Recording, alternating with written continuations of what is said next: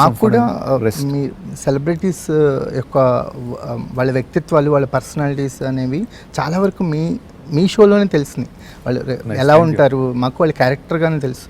ఏదైనా ఇంటర్వ్యూస్ చేస్తున్నప్పుడు కూడా వాళ్ళు కాన్షియస్గానే ఉంటారు ఇది ఇంటర్వ్యూ అని. ఒక్క మీ షోలోనే ఆ కాన్షియస్ లేకుండా ఉన్నారనిపించింది. అవునండి, థ్యాంక్ యూ. అది అంటే చాలామంది ఆర్టిస్టులు మీ షోకి వచ్చిన తర్వాత వాళ్ళని ఇంకా ఎక్కువ లవ్ చేయటం మొదలైంది వాళ్ళ. ఎందుకంటే వాళ్ళు మాట్లాడే విధానం అంటే మీరు ఆ జోన్లోకి తీసుకెళ్ళి వాళ్ళని ఆ కంఫర్ట్ లెవెల్స్ క్రియేట్ చేయడం వల్ల మీతో ఉన్న పర్సనల్ రిలేషన్ కూడా కారణమై ఉండవచ్చు. కానీ మాకు వాళ్ళు చాలా కొత్తగా కనిపించారు చాలామంది సెలబ్రిటీస్. సో ఈ షో చూస్తుంటే చాలా ఎలిమెంట్స్ కనిపిస్తున్నాయి, అంటే ఫార్మాట్స్ కనిపించట్లే ముందు మాకు. అంటే అది అది జెన్యున్గా ఒక నా మైండ్లో కూడా ఉందండి. ఎందుకంటే ఒక ఫార్మాట్ అన్నప్పుడు అందరూ ఒక ప్రిపేర్ అయ్యి వస్తూ ఉంటాము. అంటే హోస్ట్గా నేను ప్రిపేర్ అవుతాను, గెస్ట్గా వాళ్ళు ప్రిపేర్ అవుతారు. But I said it's not performance, it's us being us. అది చెప్తున్నారా, ప్రిపేర్ చేస్తున్నారా? చెప్పాను. అంటే ఏంటి ఇప్పుడు దీని షోకి ఏంటి ఫార్మాట్ ఏం లేదా అంటే వాళ్ళు కూడా ఏం లేదా అంటే లేదని. యాక్చువల్లీ నేను ఫస్ట్ షూట్ చేసింది సిద్ధు అండ్ శ్రీలేతో షూట్ చేసినప్పుడు ఏంటి ఇప్పుడు సెగ్మెంట్లో లేవని, లేదు సెగ్మెంట్లో ఇలా మాట్లాడుకోవడం అని. ఓహో దీన్ని ఇంతేనా. సో వాళ్ళకు కూడా కొత్తగా ఉంది, ఎందుకంటే ఇట్ వాజ్ జస్ట్ రియల్.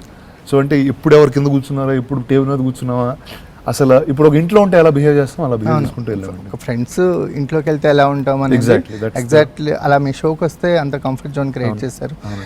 ఈ షో అనేది ఒక అమెజాన్ లాంటి ప్లాట్ఫామ్ మీద వస్తుంది. సో దీనికి అంటే ఎన్ని మినిట్స్ చూశారు, ఈ ఒక ఆల్గరిథమ్స్ వస్తాయి కదా, దాని గురించి ఏమన్నా ఎక్స్పెక్టేషన్స్ ఉన్నాయా మీకు?